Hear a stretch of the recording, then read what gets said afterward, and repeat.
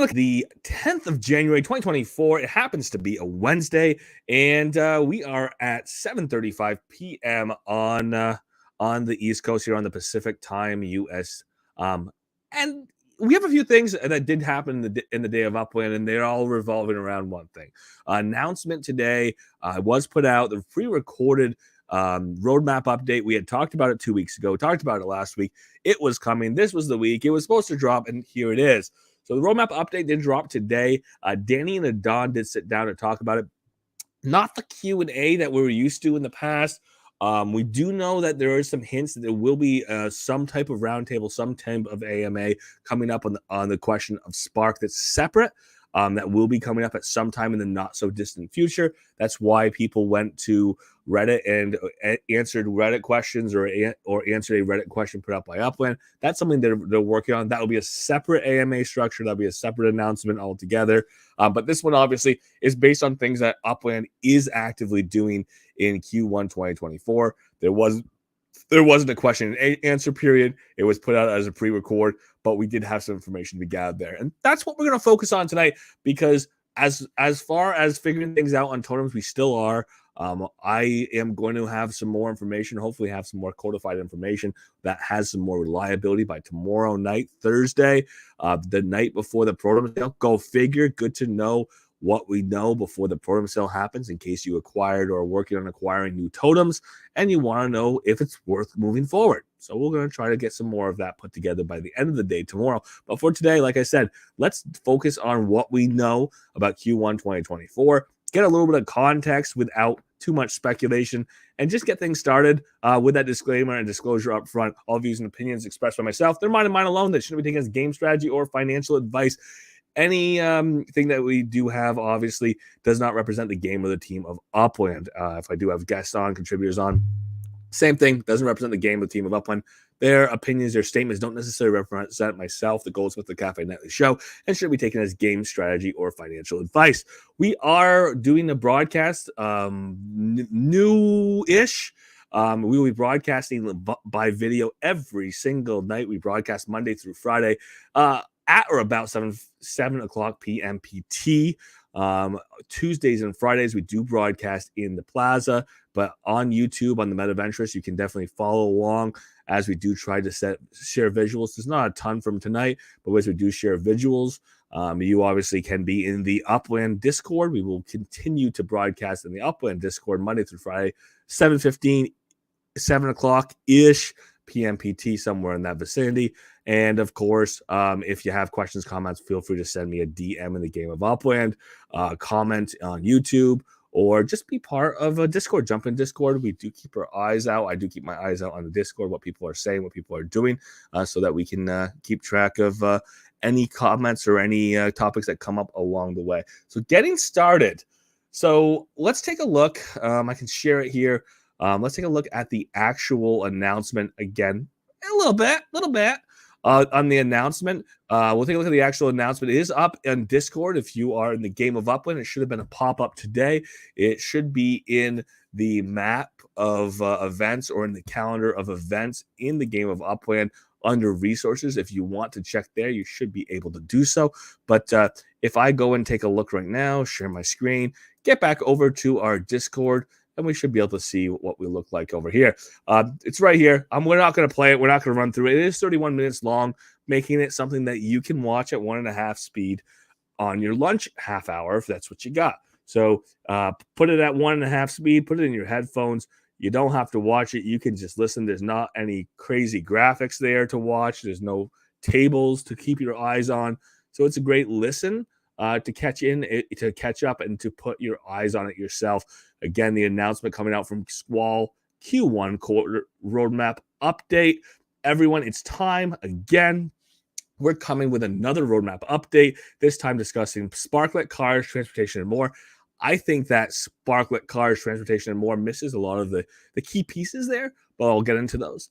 Clear a little time in your calendar and point your eyes in the latest news. And of course, like I said, it's easy to listen to, even though it's a YouTube video, even though you get to see Adon, even though you get to see Danny, even though you get to see that Adon hasn't gotten a haircut for a little while, we get used to him with the really short hair or having the beanie on. He's got a little more hair than usual. Some people will notice that if they watch the video. But again, it is a good listen. It's not something that's going to require you to keep your eyes on the screen or read any tables or see any really cool images. So find the time and listen to it. But if you're not going to, let's get you to some of the details here. And if you're going to listen to it, if I listen to it, hopefully some of these takeaways make sense. Try to give you a little bit of perspective as we go through things as well. Right up front here, again, Danny and Adon sat down. This was something that was very much a upland v upland or upland and upland. We didn't have we didn't have a moderator, a third-party moderator.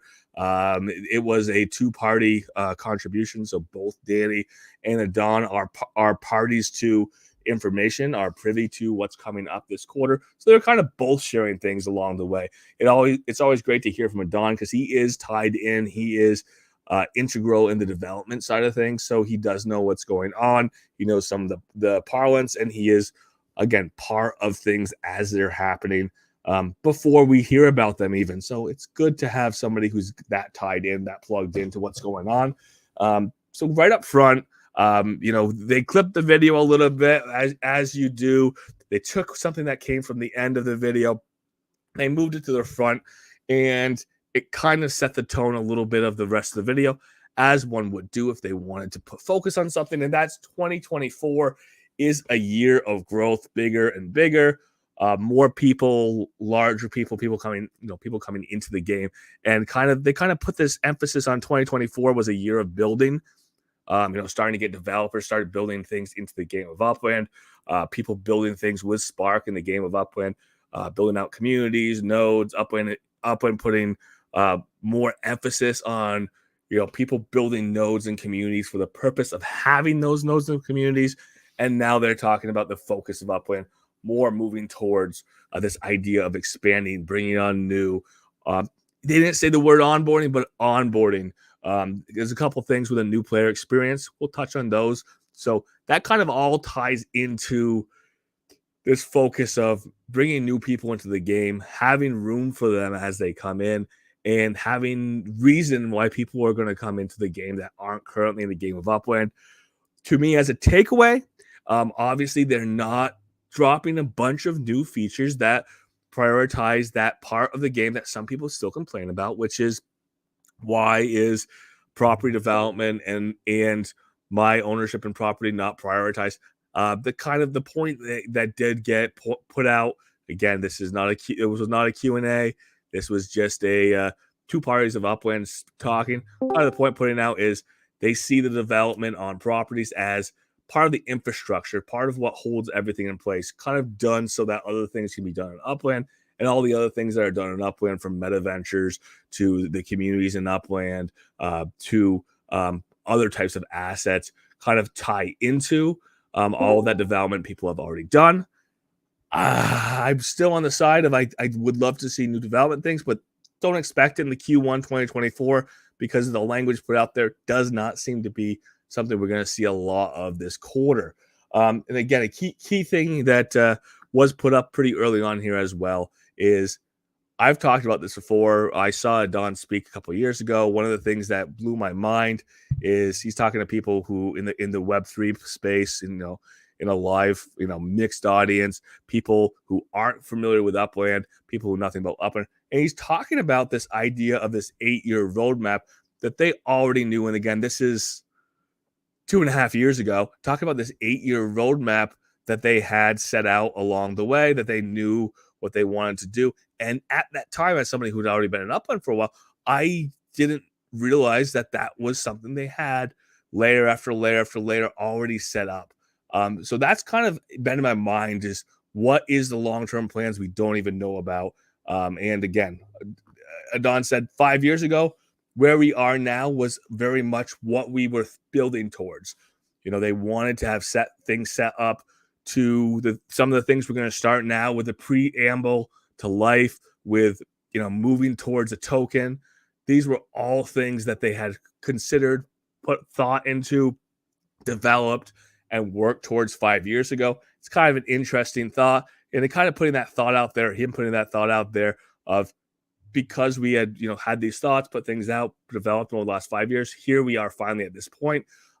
It's interesting to look forward and see where we're going to be in 5 years from now. Keep in mind, Upland isn't technically 5 years old. With Genesis, it was in 2019. That was in June. So we're not quite at 5 years, but we'll be headed that way here later this year. So with that, with that kind of sentiment, I think I like the idea of keeping the eyes forward for what's going to continue to be developed. And on that note, big stressing here, obviously, on some quality of life improvements. Some of the things we've talked about over the last several months, people have wanted to see, haven't seen yet, and been looking forward to have hit. One of the big ones, one of the big quality of life improvements is the searchability for assets and for properties. So as people are trying to do exchanges of properties, peer-to-peer sales, find a property to list a property, not having the ability to look up their assets and their properties in a intellectual way, having things that kind of get sorted but not being sortable. So having different ways of filtering and finding our assets and properties. Again, as far as things that have been asked for, that's been high on the list. That's been something people have been asking for years, and it's good to see that on the list that's coming. Part of those quality of life improvements also extend to and include the new player engagement. I'll get into one here that actually ties into an area that it was a little more defined, but it ties into and includes new player engagement. It ties in and includes, a lot of the things we've been asking for as far as filtering. They didn't get into many more specifics, but I know there's a number of quality of life improvements we're still waiting for along the way, maybe Q2 of this year. Spark and Sparklet, obviously put out there as the biggest things an Upland is working on for this quarter. That's kind of put out there by Don. That's kind of seconded by Danny. That's one of the big things they've been working on for a long time. And again, this is a quarter where that all starts to come together. Coding of smart contracts is in place. That's going to be going on and you can finish this quarter.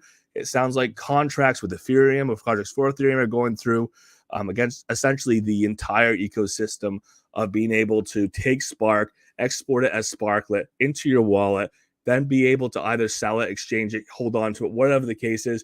But at some point you have it in your wallet, then you bring it back into Upland, back into the form of Spark, being able to use it. So there are a number of processes along the way, coming up with some of the rules of how that's done, coming up with some of the regulations and some more fine-tuning of the white paper was part of that.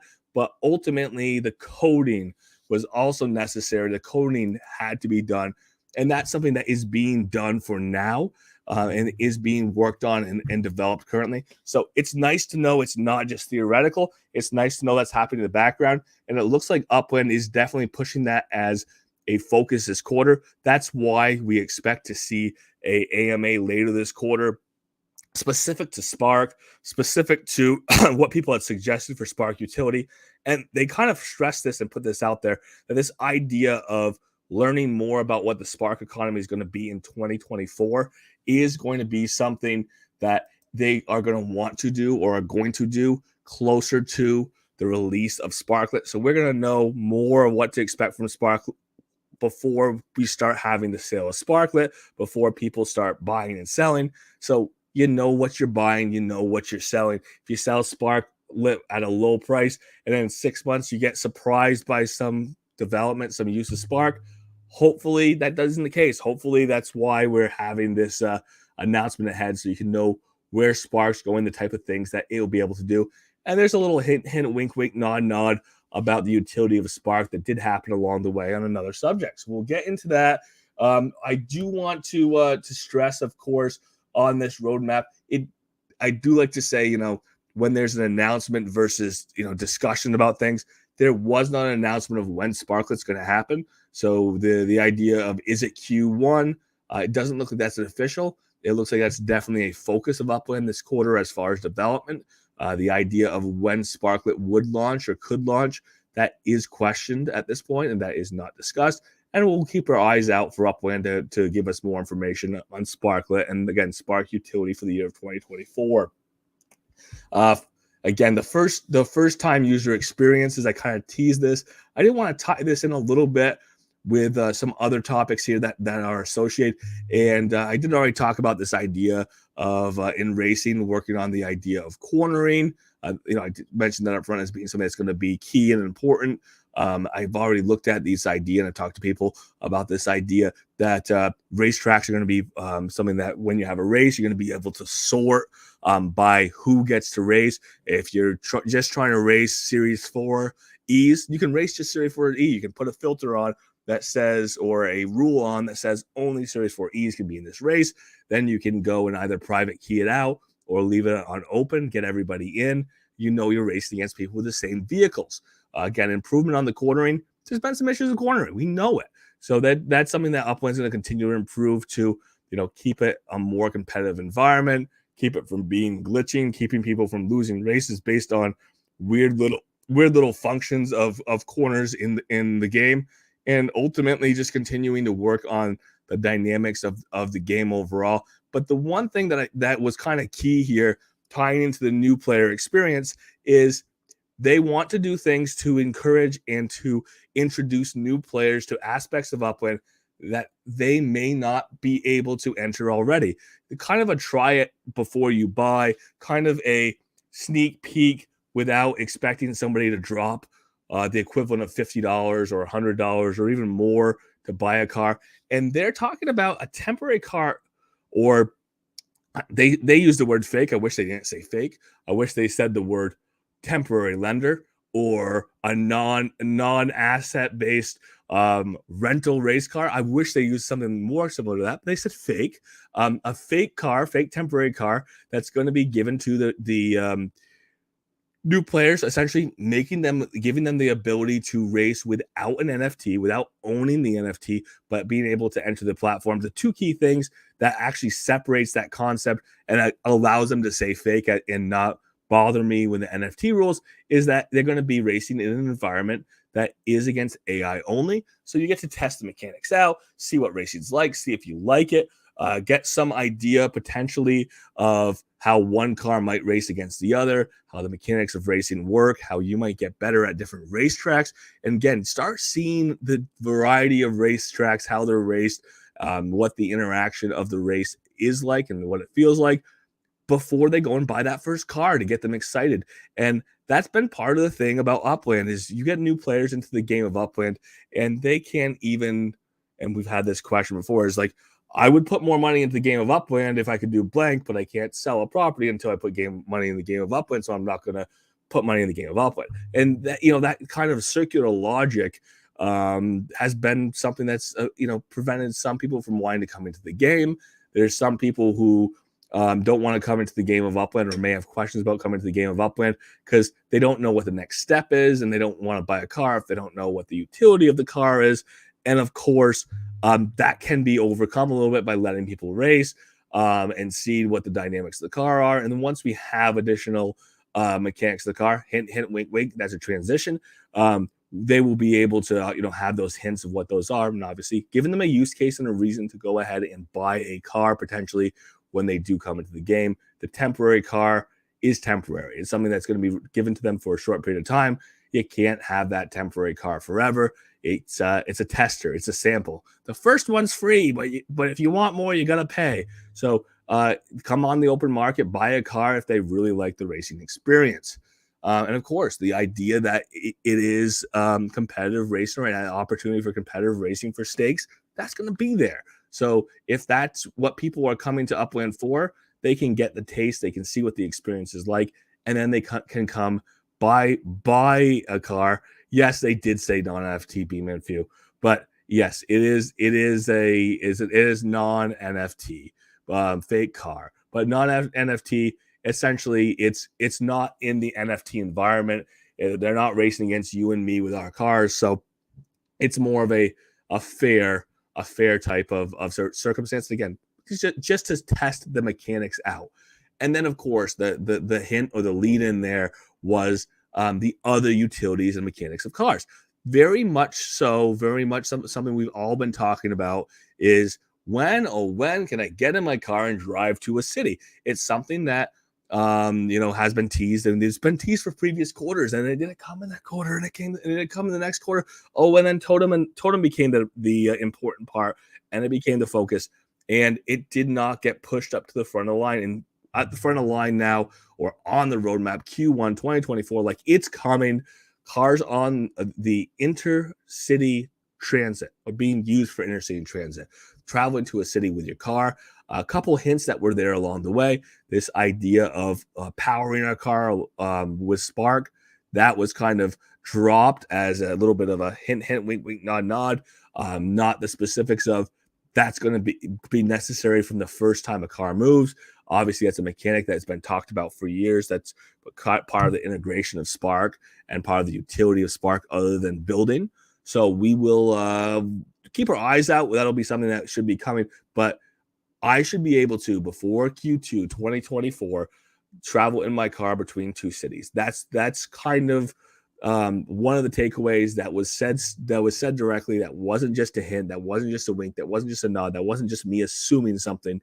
That should be coming this quarter. So I'm looking forward to that. The other thing that was wink, wink, nod, nod was the potential of cities that are non or can't be transported to in an airport, can't be transported to in a train, may only offer you the opportunity to get there by car, or the travel routes between two cities not existing, but only existing if you choose to use a car between those two locations. And that's something that, very much was a wink, wink, nod, a kind of hint, huh? Because the idea is we've talked about this potential of a city dropping at some point that says, hey, if you want to go to the city and be part of the minting, you better have a car or you can't get there. Or if you want to travel from this city to other cities, you have to have a car. This is a city-only car or the car-only city. This is something we've talked about as being a potential. It sounds like Upwind obviously is already teasing that it's coming. Whether it comes this quarter, when it comes in 6 quarters, I can't tell you, but that's something that's very much on their mind as they start the ecosystem of cars as transportation, knowing that intra-city travel and intercity travel being two separate things, traveling between two cities is where we're going to see travel. Early on, we've talked about this long-term roadmap, which includes the scale and span of years as having to travel inside of a city with car. That is not what we're talking about now. That may be a very long way down the road, but we're talking about not getting on a train, not getting on a plane, getting in our own personal car and going between two cities. Potentially may be pushed down the line of when we have to utilize staking our Spark to power our car between those cities. But theoretically, by the end of this quarter, having the mechanic finally where the car is not just for the racetrack. So that is a piece that people have been asking about, and it sounds like it's official that it is coming. Again, tied in with the first-time player experience, this idea that Upwind is trying to onboard, Upwind is trying to revamp a couple other features that are the same way as providing that temporary car, that non-NFT car, aka, like I said, the fake car, but the non-NFT car, but having other things where people can get in, test environments, see what is going on in the game of Upwind. Potentially, like I said, the potential for being able to test mechanics like Spark before the Spark is accumulated on projects that obviously are not going to be permanent, because you can't build something permanent in the game of Upwind unless you have Spark. So we are going to see people potentially coming to the game of Upwind, potentially learning mechanics, potentially having the mission system help handhold them through this, allowing them to see the mechanic before they have enough investment in the game of Upwind to actually have the mechanic available to them, or have the token available in the form of Spark in order to engage with that part of the game. And very much looking forward to it. How will we transport our cars? B-Man Few, that is a question we don't have yet. The idea of transport of cars means we start with our car in the city that we're in, we get in our car and we drive between cities. The third-party transport, once we are able to use our cars between San Francisco and Oakland, for example, but by the time we're able to use cars, and obviously, between San Francisco and Oakland, or Oakland and LA, which would be a much longer car ride, that's what we're talking about. The idea of of can I flash cars between city? I think you're right, B-Man Few. I think by the time you're moving your block explorer between cities and cars, at some point we do have to lock them into the cities. We can't take a car that's in LA and magically have it in Manhattan 5 seconds later. I don't I don't think that Upland's going to miss that, but I do think that in an iterative state, we may have a time where the only way to get to a certain select city is by car. You have to take your car, magic it into a city again, take it out of your wallet, potentially have that magic transfer between locations without actually having to ferry it, without actually having to move it between areas, and then get in the car and drive the 1 hour equivalent of 1 hour to a city that does not have a train line and doesn't have a airport. Again, I expect this to be an iteration. I expect Upland to put more ideas down the line here on this. And speculation's great on this, B-Man Few. I would love to look at things like, what do car rentals look like? If a guy can't come up with 40,000 UPIX to buy the cheapest car on the market, again, we know the mints on the cheapest cars are about 80K. We know that things have sold below mint in the car market, but I think that they may be coming back up on some of those markets now that we have a reason for distributive ownership, now that we have a reason for people who don't want to race to have and hold at least one car. So we will see how that ends up rolling out. But yes, speculation wise, lots of things could be coming. Upland has not mentioned in any finite terms that they are coming immediately. But again, that's one of those things to keep your eyes on. The idea of carpools. We've talked about this before. Upland's talked about this before, about separate cars, different cars having different passenger sets. And technically that's already encoded in cars. The question of whether passenger sets for minting will be an option is unknown. We'll have to wait and see if Upland gives us more specifics. But if we're going to have transport by car between cities between now and the end of this quarter, I fully expect that by the time we get there, by the time we get to the end of the quarter, this quarter, 2024 Q1, that we will have some answers. And again, I expect it to be iterative, like always in Upland. Down the road, we'll be able to do blank, but today we can do this. And exactly, B-Man Few putting the down the road, this idea that it is something that's iterative, that's something that will continue to build. But I'm looking forward to being able to use my own car to go to a city where a train might not otherwise be available. So that's where I am, and that's where I can be happy about being right now. MetaMask integration. I mentioned this before, that this is a bigger story than just being able to buy UPIX in ETH.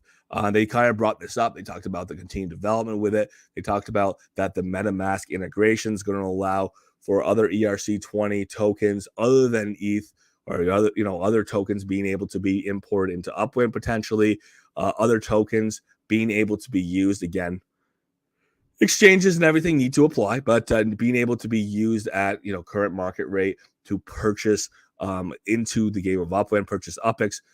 Other things other than UPIX being able to be purchased with ETH, things like potentially packages when packages come out later, when certain packages being turned on, and Spark, of course, as well.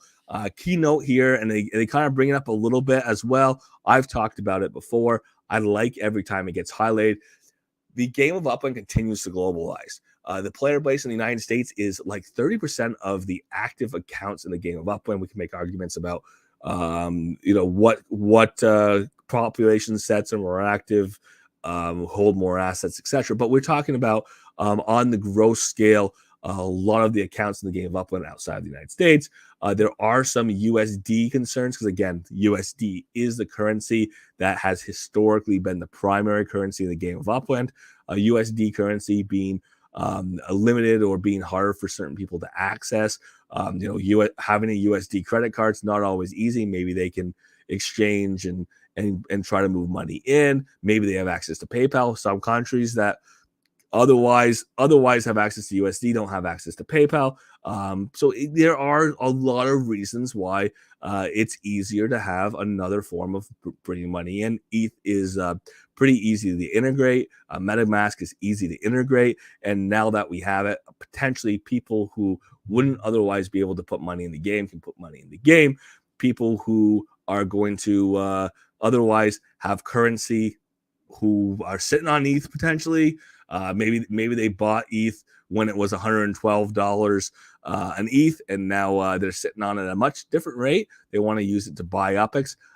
That is an opportunity there. And again, Upland is touting and saying that's already been done. And again, the important thing here is this integration is going to be part of the integration. Hint, hint, wink, wink, nod, nod. Part of the integration that's going to allow people to bring Sparklet through this type of integration. MetaMask, being a place where you're going to be able to store your Sparklet.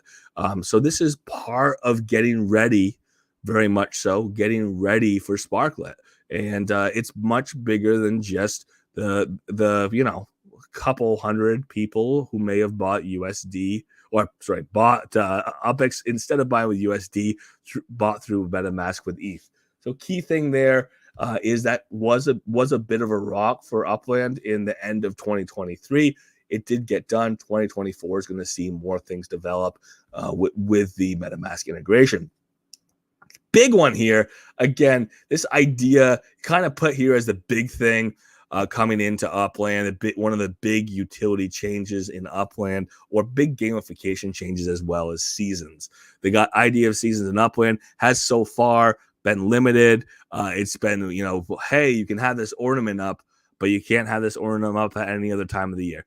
People hated that with ornaments, or a lot of people did. We have changed that somewhat. You're allowed to continue to use ornaments throughout the year. Some of the bonuses, some of the incentives of decorating certain ornaments at certain times of the year are going to be applied. But the Upland, the Upland HOA telling you to put your Christmas ornaments away has become a thing of the past. But the idea of seasons is more than that. Upland's revamping what seasons are, what they look like, how they're used, what time of year they're applied, and things other than just specific assets that are to that season. Things other than just how ornaments interact with that season. I don't know what that means because they didn't want to tell us. There's going to be more of an announcement. So it was kind of left dangled at this. There's going to be an announcement. When that announcement happens, because it's so quick, hint, hint, wink, wink, nod, nod, keep your eyes out for it to be something happening very shortly. But the point seemed to be that because it's so quick that they're going to essentially leave nothing out there other than the fact that they're coming. So that announcement will be coming out. That's going to be coming this quarter, obviously. It sounds like the first half of the quarter 1, 2024. So keep your eyes out for the next several weeks. And that is going to be something that's going to change how people play in Upland, how people interact in Upland. That may change what happens in what time of the year. That may change some of the overlay of what's happening in Upland. We'll see. Again, no details yet. Just a little bit of a promise that we will have them at some point shortly. Again, cars as transportation Q1 2024. Big point here. The infrastructure improvements of racing, I think, is a big takeaway. Obviously, stepping back up the seasons, big takeaway. MetaMask, big takeaway there as well. I want to see this year be, and I've kind of said this before, I wanted previous years to be the year of development, making this better. I wanted to see previously in 2023, I wanted to see the definition of racing get improved, and we kind of saw that.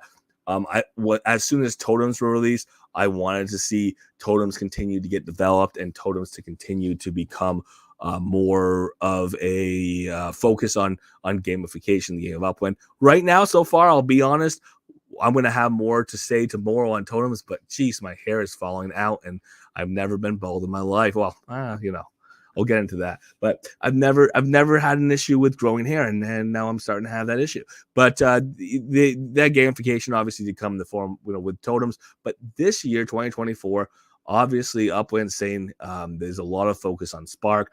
I see it as an opportunity and a focus. Hopefully, the focus is on actually expanding Upland, bringing new players in, having a reason for new players to come in, having an easier way for new players to come in, and continuing to grow things. And I kind of couched one of the big announcements that was here that I was kind of a fan of, and that's the realization of a promise that was put out Q1 2023. That was this tease that was, we had given out the first licenses at Q2, the end and middle of Q2 or end of Q2 into the Q3 2023. And that was at Genesis Week when people earned a couple of the first licenses for cafes. We've gone and done some iterations. Obviously, before cafes could be player run, they had to work. And we had a couple of iterations of cafes. We had a cafe for Doge in Japan. We had a couple of cafes that were official to Upland that were open temporarily. We moved to having the one official cafe in San Francisco that's now closed. We've moved to having the Plaza. The Plaza now hosts 75 people at a time in the same room with decent video fidelity if you're streaming to the screen, decent audio fidelity.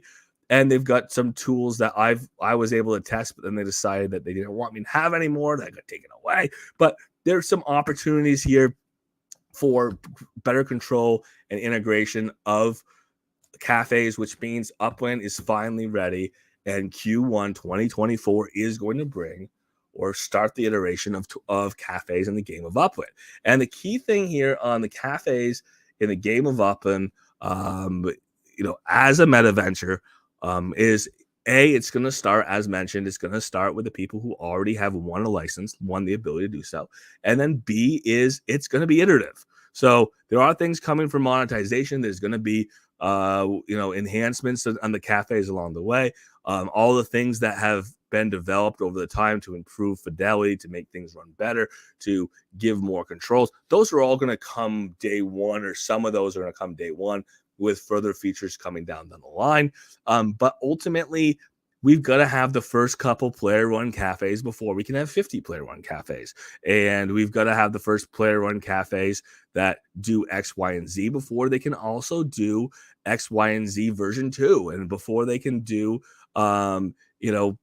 function Omicron, before they can start going into the far extents here, they have to start with the basics. So we'll get the basics here. Q1 2024. That was the announcement. That was part of the show. Part of the roadmap update was this quarter. We will see the first iteration of player-run cafes getting started in the game of Upland. It's been kind of like a kick the can thing. We didn't know exactly when it was. We couldn't pinpoint when we'd have player-run cafes. Here they are, starting off the year 2024, meaning somewhere down the bend, you could have your own. I will tell you that we don't know how the future ones are going to be assigned, but we know that the first couple licenses have already been distributed, and they have the ability to either sell those or hold on to those, open their cafes, or find somebody who wants to compensate the people who own them to have a cafe. So we'll see how that ends up playing out. So that's a big one. I couched. I do like it. I'm excited about it. Monetized models are something that Upland's already considering, and some of those things should be trickling through by the end of Q1, even if they start day one without them. So kind of excited to see that. And then, of course, I've been talking about it. I was part of it. I had this beautiful, great interview that was scheduled, that was going to happen. That was going to happen with the head of creative or I guess there's something of that for God. You maybe know Jason's actual title. I like to think of him as the head of Upland's creative content. But having that opportunity to talk about the playground and see what that meant and how it was going to affect Upland, and there was a delay in the implementation of the playground, so it was an interview that got postponed, and one that hasn't happened, and one that maybe the playground will open before I get to have that interview. So having that interview may not happen anymore, but it's something I'm excited about. It's something I've talked about. It's something that I was looking forward to, getting some of the detail out from people. But the playground is essentially this idea that Upland is going to give people the opportunity to test their assets in the way that they'll show up in Upland before they show up in Upland. Test their assets in a way that they're going to be able to see the scale of that structure, the scale of the ornament, or the scale of whatever they're building in comparison to the game of Upland in a test environment, in an environment that obviously doesn't let the rest of the world see it, A, and B, work out some of the bugs, see what needs to be fixed before it goes into Upland. That's going to shorten the period of time that Upland is going to take to review and approve things. That's going to make the process of review and approval more automated. if there's less of the errors. And then if there's going to be things that flag errors, then it's going to have to go through a secondary process. If you can work those errors out yourself in the playground, you might see much faster approvals. That playground was part of the reason why the submissions process did get pulled down for a short period of time. That playground is something that's coming in Q1 2024, and that playground is going to, in my opinion, make the submission more robust, make it easier and better for the people who are creators in the game of Upland to get their ideas into the game of Upland, have less concern, and have more certainty when they start a project. So I'm excited about seeing that happen. Again, the scale testing, the being able to check the appearance, be able to check for flaws in a 3D space, look at all the corners. Hey, is there a hole? Is the back not showing up? You can see all of those things before Upland looks at it, and then theoretically Upland is going to rubber stamp it or be in a better position to do so. So that official announcement, the playground coming later this quarter, launch is going to shortly follow that announcement about the playground. And the other thing that's coming, and again, I kind of couch because I've talked about it for a long time, and when's it coming? NFLPA replicas are officially coming. And now that we have the mechanic of replicas being wearables or having a wearable equivalent, we're going to have replicas have the same thing as the Memento wearables are. So you are earning yourself a 2023-2024 replica. That replica is going to have the ability to be a wearable. As of right now, it was not said in the announcement, but this is my context. When they roll out new features like this, sometimes they're not retroactive. I've seen it in other versions of Upland or other iterations. We may not see replicas for 2021, 2022 season, 2020, 2021 season, 2022, 2023 season. We may not see those replicas. I own a lot of those NFLPA legits. So caveat there, grain of salt. We don't know for sure, but it is something to keep in mind. That is a bit of context up front. But we will have the announcement for, and then the ability shortly thereafter, Q1 2024, to finally have replicas launch for the NFLPA. Those replicas be wearables. Those replicas requiring a certain amount of burns or rules for burning. So you're going to have to burn some legits. You're going to get a replica back. The replica you get is going to be associated or be tied to a wearable. So it is a way to take assets that you already own that previously didn't have this feature. Again, 2023, 2024 may be a requirement. It may not be. I don't have that confirmation yet, but it is an opportunity to take assets you already own, transform them in a way, turn that into a wearable as well as a replica. The replica is essentially a higher grade NFT. It's a different class from an essential. It's a different class from a memento. It's meant to be essentially an analog to a replica. Maybe it's closer to a signed item, but it's not tied to a one-of-one game or signable item. It's a higher grade collectible. It's not something you bought at Dick's Sporting Goods, or maybe you did, but it was at on the premium end of things. But it's just giving that opportunity to have a more limited type of NFT that is not a memento, not the same thing, but having some of the same utility, which includes being a wearable. Which, again, earning a wearable through burning, I think, is a great mechanic. I think we've already seen this transformative burning, burning map assets to earn yourself a cart. That's kind of cool. Or being able to burn BEs to be able to get yourself a cart. That idea of transformative. You burn one, you get something different. We're burning BEs into BEs, burning map assets into carts. Pretty exciting stuff when you start changing what you're getting for input. So interesting to see this happen. This is going to push forward some more collecting. This might hint, wink, nod, put more utility on the 2023-2024 essentials. That's a thought. We don't know what the burn mechanism is going to be, so keep that in mind. We don't know if it's going to extend to earlier seasons. It may not. So just keep that in mind as you speculate at your own risk as far as what the market with NFLPA essentials may do. And one more thing, again, couched for the purpose of it's made me excited for a very long time. I got into it. I put it out there. I kept saying it again and again and again and again throughout our November and December, starting in the end of October. Go out there, try your hand, be part of this. If you're a developer, get into the mini game contest. It's great for Upwind to have these contests, to have these incentives, to put out 1,000,000 Upix as a bonus for coming and developing something very specific that we in the game of Upwind want to see. It was great to see them do that. And as a incentive, or in order to keep that incentive going, there will be a similar contest run the first quarter 2024. Danny's saying that there will be announcements not too far down the line here, but strongly stressing that this idea of incentivization to developers to put specific things into the game of Upwind, not necessarily mini games, not necessarily one thing or the other.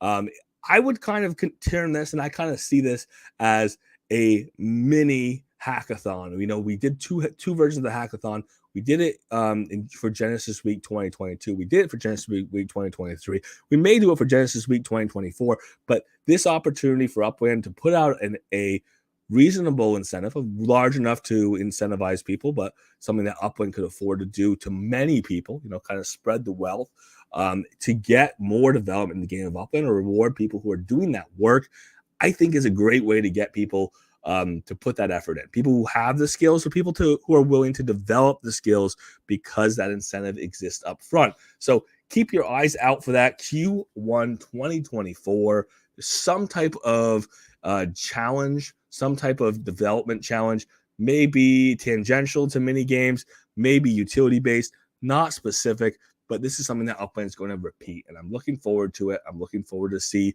what people come up with. And a big focus here across the board is seen by the excitement, or is seen by the language, that Upwind is going to continue to lean on developers, third party. They are going to open things up in a different way than they have in the past to developers who are going to help build the future of Upwind.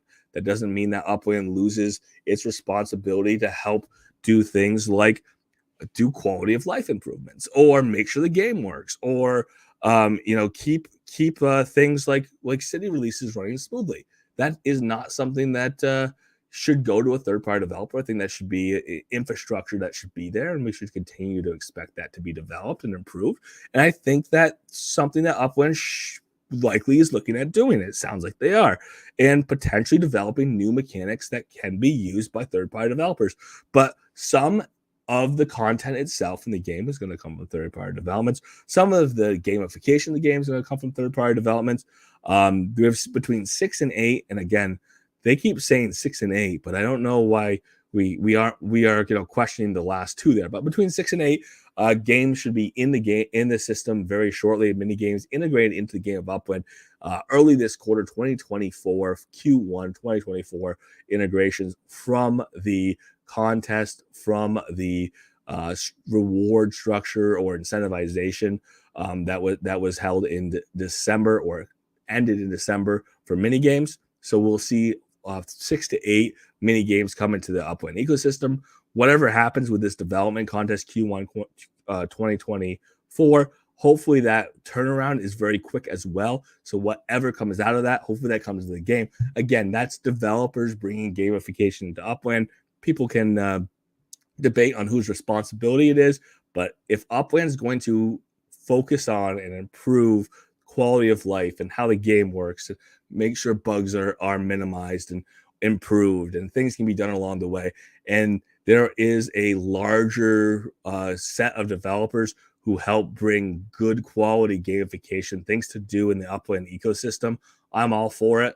And that seems to be Upwind's plan here in 2024, alongside bringing in more people. And if Upwind as the company can focus on bringing a larger variety and more people into the ecosystem, that's a job I'd love to see them handle and tackle this year as well.